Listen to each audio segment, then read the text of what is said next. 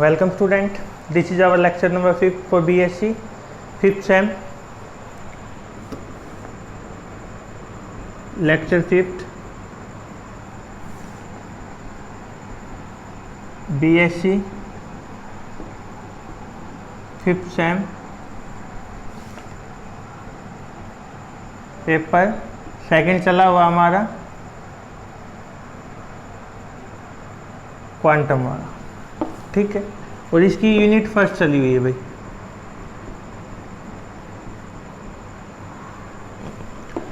आज का जो हमारा टॉपिक रहने वाला है, या फिर मैं बात करूं कि इससे बाद जो हमारे टॉपिक आने वाले हैं दो तीन, वो लगभग एक ही तरीके के टॉपिक हैं। थोड़ा बहुत रिलेशन आप बोल सकते हो है, और कुछ हमें प्रूव भी करना है, ठीक है। तो आज का जो हमारा टॉपिक रहने वाला है वो है हमारा define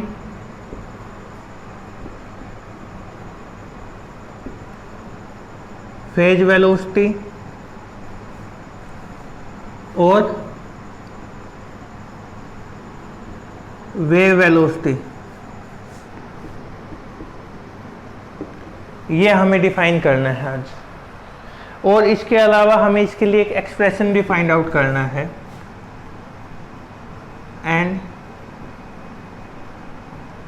give an expression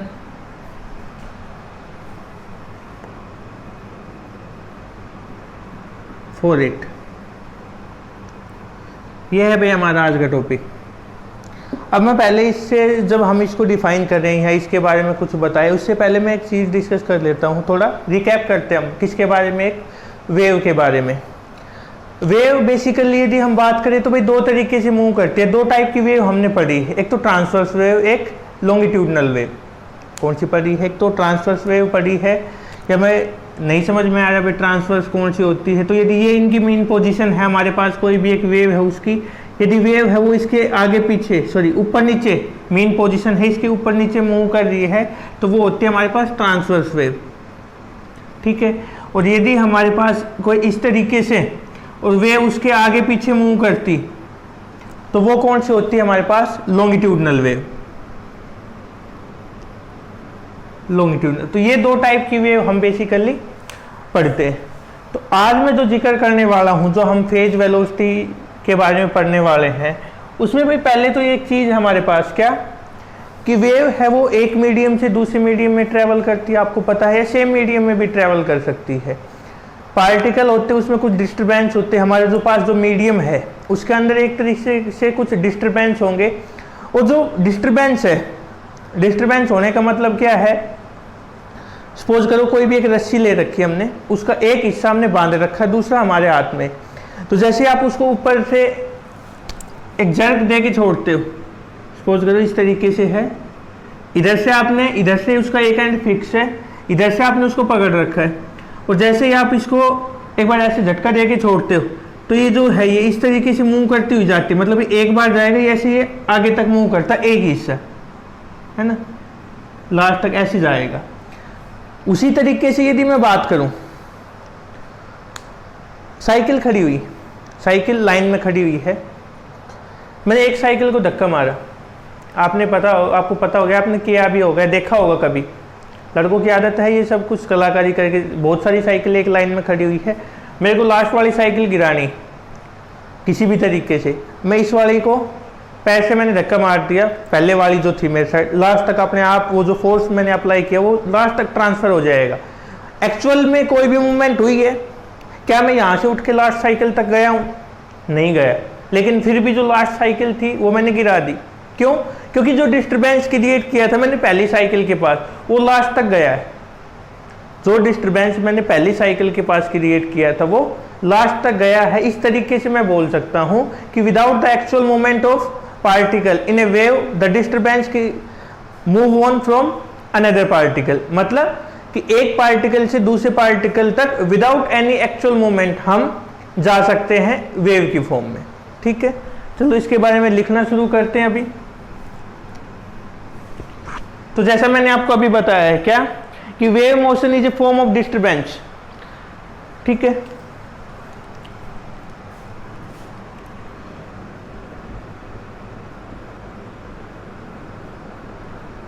wave motion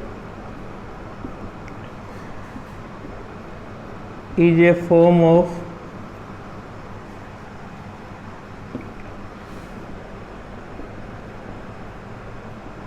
disturbance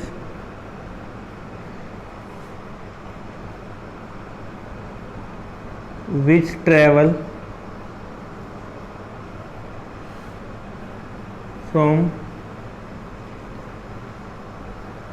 one medium to another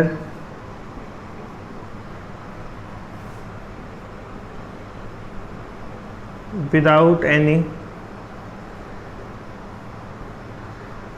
actual movement of particle।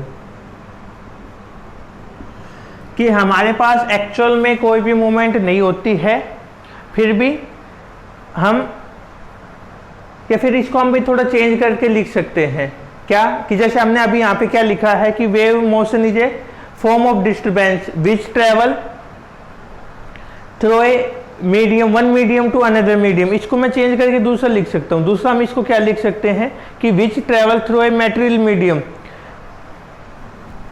Which travel, इसको चेंज कर लो भाई, थ्रू ए, क्योंकि यहाँ पे दो लिखने की कोई भी जरूरत नहीं है, हम एक से भी एक्सप्लेन कर सकते हैं उसको। Material medium due to repeated periodic motion. अब कहोगे सर पीरियोडिक मोशन क्या होता है? पीरियोडिक मोशन भाई उस मोशन को बोलते हैं जिसमें कोई भी एक पार्टिकल है वो पर्टिकुलर एक टाइम पीरियड के बाद अपनी इनिशियल पोजीशन पे वापस आ जाए, या जो उसकी मेन पोजीशन है उस पर वापस आ जाए एक पर्टिकुलर टाइम पीरियड के बाद, उसको हम क्या बोलते हैं? Periodic motion. और जो टाइम लगता है उसको टाइम पीरियड ऑफ रिवॉल्यूशन बोलते हैं। जैसे यदि हम अर्थ की बात करें, अर्थ एक पीरियोडिक मोशन में है, अपने एक्सिस के चारों तरफ भी और सन के चारों तरफ भी। अपने एक्सिस पे पीरियोडिक मोशन में किस तरीके से है? 24 आवर्स के बाद उसी पोजीशन पे दोबारा आती है जिस पे वो होती है, तो ये एक पीरियोडिक मोशन है। और 365 डेज में ये सन के चारों तरफ घूमती है, तो वहाँ पे इसका टाइम पीरियड ऑफ रिवॉल्यूशन कितना हुआ? 365 डेज। तो ये एक पीरियोडिक मोशन होता है हमारे पास, ठीक है। और इसके अंदर किसका होगा भाई? ये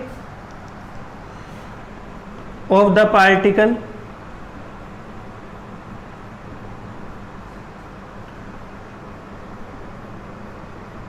without any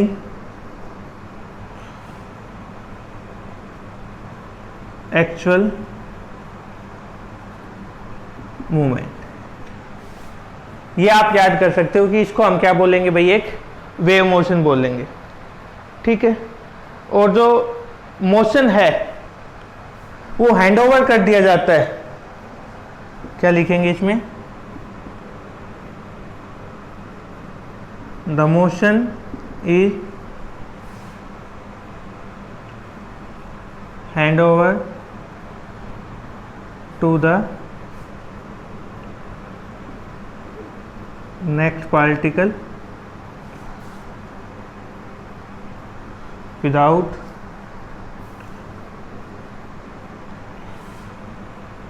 any movement।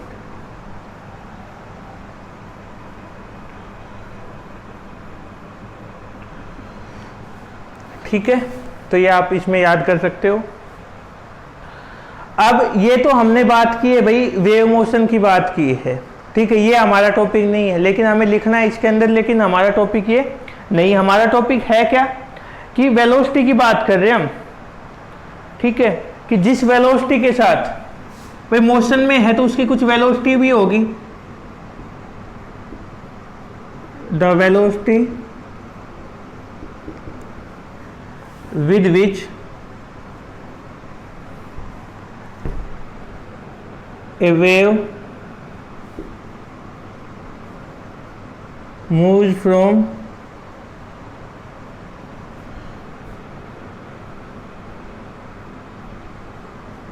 material medium is called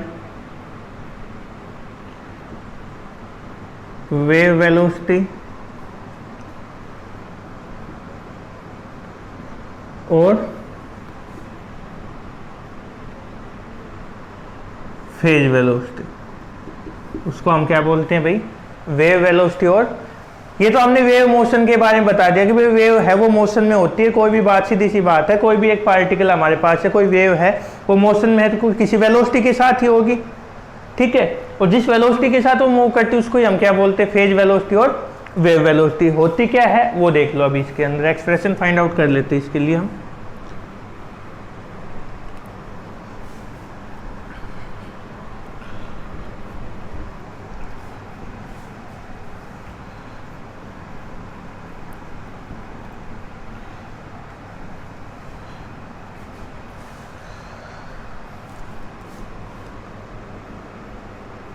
We know that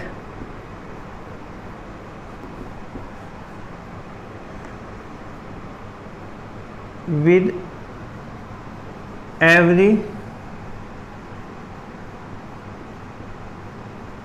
moving particle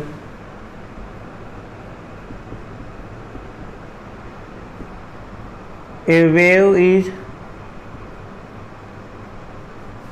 associated called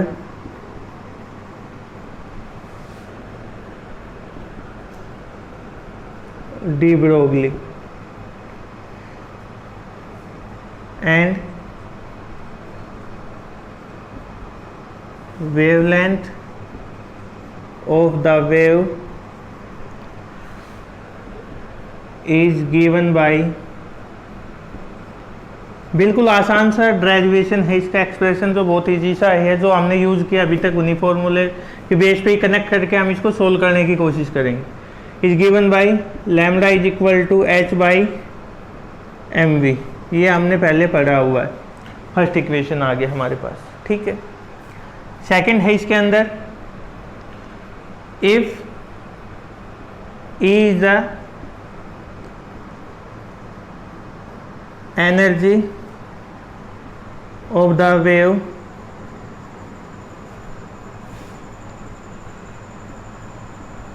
which have frequency E is equal to h nu, sorry frequency कितनी भाई हमारे पास? Nu is given by E is equal to h nu। ये हमने क्या मान लिया? या फिर इसको भाई मैं एक अलग तरीके से लिख सकता हूँ क्या? न्यू इज इक्वल टू किसके आ जाएगा? ई बाई एच, ठीक है। इस तरीके से भी हम इसको, ये हमने सेकंड ही मान ली दोनों, क्योंकि एक को ही हमने दूसरी फॉर्म में कन्वर्ट करके लिखा हुआ है, ठीक है। ये आ गया हमारे पास। And we also know that, and we also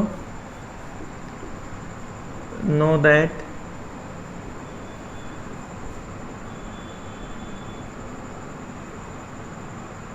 energy of, we also know that energy is given by Einstein जो इक्वेशन थी हमारे पास एनर्जी के लिए, E is equal to M C square, पढ़ा हुआ है भाई ये हमने।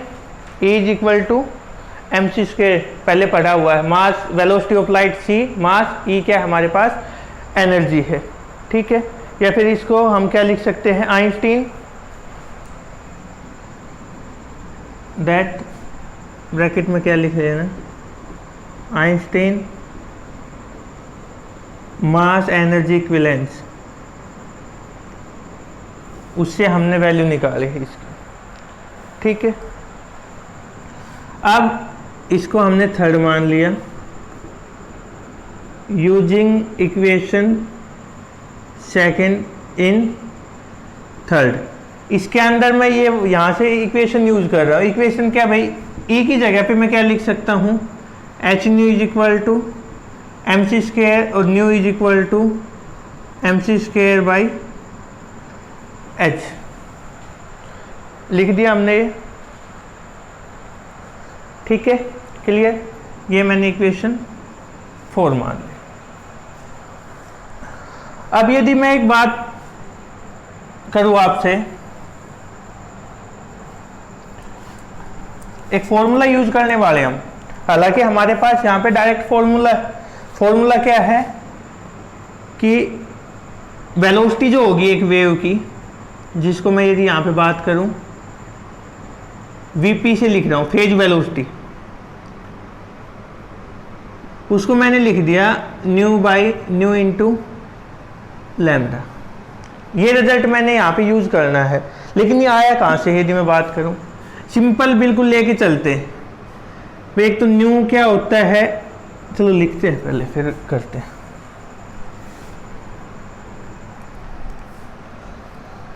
If Vp is the phase velocity of a wave which have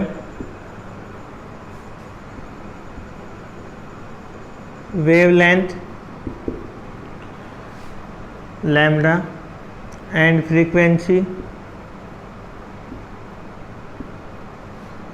कितनी है भाई यहाँ पे nu, then velocity is given by Vp is equal to nu lambda. अब मैं साइड में इसको आपके लिए सोल्व कर देता हूँ कि हुआ कैसे है कि वेलोसिटी इज इक्वल टू, हमें पता है कि न्यू क्या होता है 1/t होता है, frequency is equal to 1/ time period होता है हमारे पास, ठीक है। उसके अलावा यदि मैं बात करूं क्या, कोई भी वेलोसिटी होती है हमारे पास, वो क्या होती है डिस्टेंस अपॉन टाइम, क्या होती है वो डिस्टेंस अपॉन टाइम, ठीक है। वेलोसिटी Vp है हमारे पास, lambda is a type of distance किसके बीच में, यदि हमारे पास कोई भी एक वेव दे रखी है इस तरीके से, तो दो एक क्रस्ट या दो नीचे वाले जो ट्रफ है इनके बीच में जो डिस्टेंस होती है उसी को ही क्या बोलते हैं हम, वेवलेंथ बोलते हैं, क्या बोलते हैं उसी को, वेवलेंथ। तो ये कोई भी एक डिस्टेंस वेवलेंथ, और 1/, टाइम पीरियड हमने t मान लिया, 1/t को मैं क्या लिख सकता हूँ न्यू, तो Vp की वैल्यू क्या आ गई यहाँ से न्यू लैम्डा, इसलिए हमने वो यूज किया है, ठीक है। अब हमारे पास फ्रॉम इक्वेशन, ये कौन सी भाई 4 होगी, ये हमने 5, using equation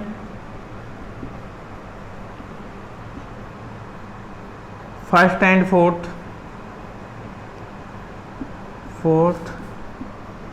in equation 5th, Vp is equal to, nu की वैल्यू क्या निकाली भाई हमने यहाँ से mc स्क्वायर बाई h, और लैम्डा की वैल्यू क्या थी h अपॉन mv, तो m से m कैंसिल, h से h, फेज वेलोसिटी की वैल्यू क्या आ गई भाई c स्क्वायर बाई v,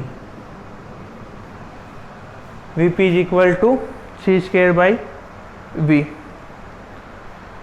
इसको हम भाई फेज वेलोसिटी, उसके अलावा क्या बोल सकते हैं दूसरा नाम इसका, तो फिर इसको हटा दें,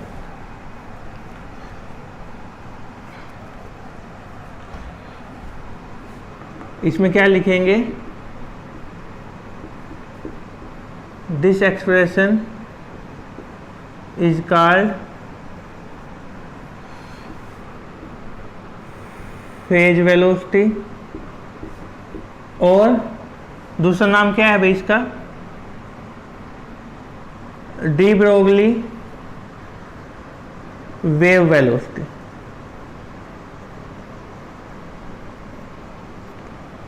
ये हमारे पास, ठीक है। अब यहाँ पे जो हमने वेलोसिटी का जिक्र किया है भाई, वो कौन सी वेलोसिटी पढ़ी है? यहाँ पे हमने फेज वेलोसिटी के बारे में बात की है। इससे अगला जो हमारा नेक्स्ट टॉपिक होने वाला है कभी जो लेक्चर होगा, उसमें हम बात करेंगे ग्रुप वेलोसिटी की। किसकी बात करेंगे?